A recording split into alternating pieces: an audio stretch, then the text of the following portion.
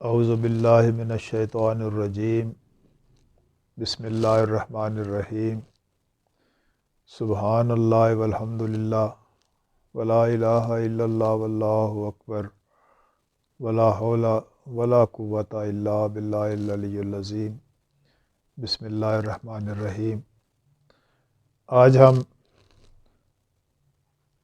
درود ابراہیمی کے حوالے سے تھوڑی سی وضاحت کریں گے کہ جو روایتی ترجمہ ہے اس پر تھوڑا سا ڈسکس کریں گے کہ جو تراجم میں جو بات ہمیں سمجھائی جاتی ہے وہ اس کا کانسیپٹ یا بیس کلیئر نہیں کرتا۔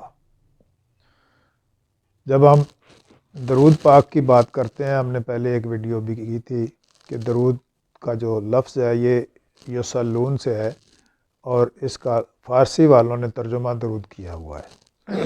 یہ صلات ہی کی ایک قسم ہے، دونوں کا ماخذ صل ہے، صلات میں بھی اور یصلون میں بھی۔ یہ رابطہ اور کنیکٹیویٹی کی بات ہے۔ روایتی ترجمہ یہ بتاتا ہے کہ اے اللہ، حضرت محمد صلی اللہ علیہ وسلم پر تو اپنی رحمت نازل فرما، اللہم صلی علی محمد وعلی آل محمد۔ یہ روایتی ترجمہ ہے۔ تو بات یہ ہے کہ رسول اللہ صلی اللہ علیہ وسلم رحمت للعالمین ہے۔ اب رحمت کے اوپر کیا رحمت کرنی ہے اور یہ کوئی بنیادی بات سمجھ نہیں آتی۔ تو اس کی جو بزرگوں نے ہمیں ترتیب بتائی اور یہ الفاظ بتاتے ہیں کہ اللہم صلی علی محمد وعلی آل محمد۔ اے اللہ، میرا کنیکشن، میرا رابطہ، میری صلات قائم فرما دے محمد صلی اللہ علیہ وسلم کے ساتھ اور ان کی آل کے ساتھ۔ کس طرح کی صلات؟ کما صلیت علی ابراہیم وعلی آل ابراہیم، جیسی صلات قائم ہوئی تھی، جیسا رابطہ تھا ابراہیم اور آل ابراہیم کا آپس میں۔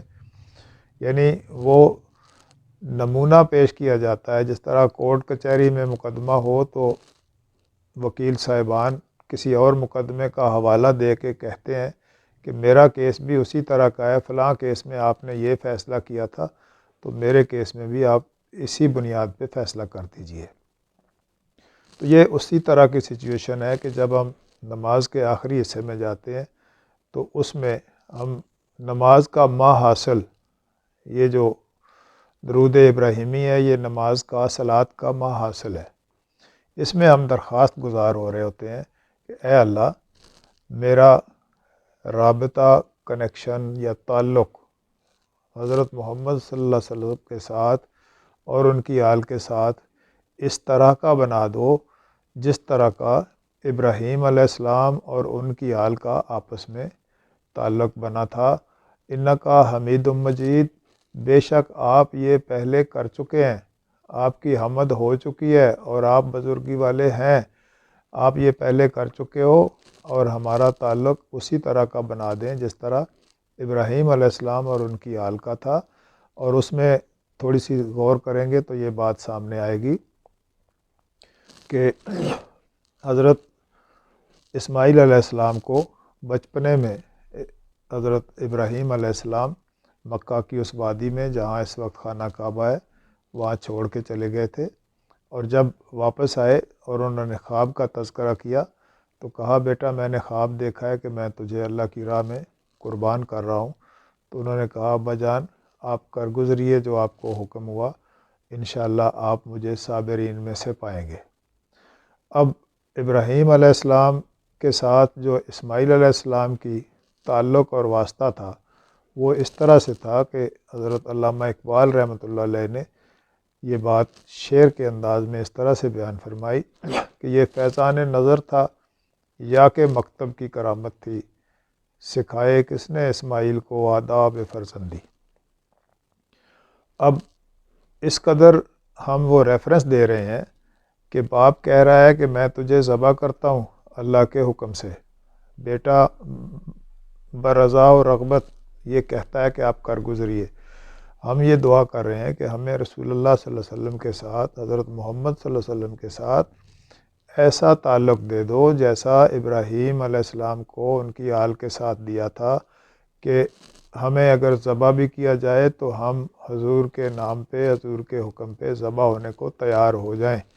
یہ ایثار کی وہ بڑی مثال ہے جسے بیان بھی کیا جاتا ہے، اور اسی ریفرنس سے ہر صلاۃ میں بیٹھا شخص اللہ سے یہ درخواست کرتا ہے کہ میرا تعلق حضرت محمد صلی اللہ علیہ وسلم کے ساتھ اس طرح کا جوڑ دو جیسا اسماعیل علیہ السلام کا ابراہیم علیہ السلام کے ساتھ تھا، اور تعمیل میں جان دینے کو بھی تیار تھے۔ یہ درخواست چونکہ ہم کر رہے ہوتے ہیں، اور ہمیں اس ترجمے میں ایسا الجھا دیا گیا کہ اے اللہ رحمت بھیج محمد صلی اللہ علیہ وسلم پر اور ان کی آل پر، جیسے تو نے رحمت بھیجی تھی ابراہیم علیہ السلام اور ان کی آل پر۔ تو رحمت کا کنسیپٹ اس طرح سے نہیں ہے، یہ تعلق اور رابطے کی بات ہے۔ اس کا دوسرا حصہ اللہم بارک علی محمد وعلی آل محمد کما بارکت علی ابراہیم وعلی آل ابراہیم انک حمید مجید۔ اے اللہ برکت عطا فرما ہمیں محمد صلی اللہ علیہ وسلم کے ساتھ اور ان کی آل کے ساتھ جس طرح آپ نے برکت عطا فرمائی تھی ابراہیم اور آل ابراہیم کو، بے شک آپ یہ ایسا پہلے کر چکے ہوئے ہیں۔ انکا حمید مجید۔ توجہ طلب بات یہ ہے کہ برکت کا جنرل جو مفہوم لیا جاتا ہے وہ بہتات یا کسی چیز کی زیادتی لیا جاتا ہے، جبکہ برکت کا مفہوم احساس محرومی یا کمی کے احساس سے باہر نکلنا ہے۔ اب وہ کمی کا احساس ہمیں درخواست گزار ہم اللہ کے ساتھ یہ ہیں کہ ہمیں حضور پاک صلی اللہ علیہ وسلم کے ساتھ ایسی برکت عطا فرما جیسی وہ برکت آپ نے ابراہیم علیہ السلام اور ان کی آل کو دی تھی۔ وہ برکت کیا تھی کہ جب ابراہیم علیہ السلام اپنی زوجہ محترمہ کو اور اپنے اس معصوم بچے کو مکہ کی وادی میں چھوڑنے جا رہے تھے تو مائی صاحبہ نے پوچھا ہمیں کیوں چھوڑ کے جا رہے ہو؟ تو آپ نے فرمایا یہ اللہ کا حکم ہے۔ تو انہوں نے کمال صبر کے ساتھ کہا اگر یہ اللہ کا حکم ہے تو پھر ٹھیک ہے آپ جائیے۔ اور یہ اتنی مکمل خود حوالگی ہے اللہ کے نظام کے ساتھ کہ کوئی خاتون اس جگہ پہ اپنے چھوٹے بچے کو لے کے اور ایسی جگہ پہ رہنے کے لیے تیار ہو گئی جہاں وسائل و اسباب کو تو چھوڑ دیں وہاں پانی بھی نہیں ہے۔ تو یہ وہ اس ریفرنس کے ساتھ ہم صلاۃ کے آخری حصے میں یہ دعا کرتے ہیں کہ اے اللہ ہمارا تعلق حضور سے جوڑ دے جیسے آل ابراہیم کا جوڑا تھا، اور ہمیں وہاں برکت عطا کر کہ ہمیں بے آب و گیا میدان میں ہمیں حضور چھوڑ دیں تو ہم اس چھوڑنے پر بھی راضی ہو جائیں، بے شک آپ ایسا کر چکے ہیں۔ تو یہ جو حصہ ہے درود ابراہیمی کا، نماز کا، صلاۃ کا ما حاصل ہے، اگر اس کا زاویہ نگاہ یہ سمجھ لیا جائے کہ یہ رحمت بھیجنے کی بات نہیں ہے، یہ اپنے آپ کو اٹیچ کرنے کی بات ہے، اور اپنے لیے یہ دعائیہ کلمہ ہے جو صلاۃ کا ما حاصل ہے۔ اللہ تعالیٰ ہمیں حضور علیہ الصلوۃ والسلام پر اپنے جان و مال فدا کرنے اور ان کے ساتھ برکت کے احساس کو اس طرح جوڑ دیا جائے کہ ہمیں کسی بھی کمی کا احساس نہ ہونے پائے۔ حضور علیہ الصلوۃ والسلام ہمارے لیے سب کچھ ہے، اور اللہ کی طرف سے ہمارے لیے وہ پیغام اور وہ حقیقت لائے ہیں جو ہمیں واصل باللہ کرتے ہیں۔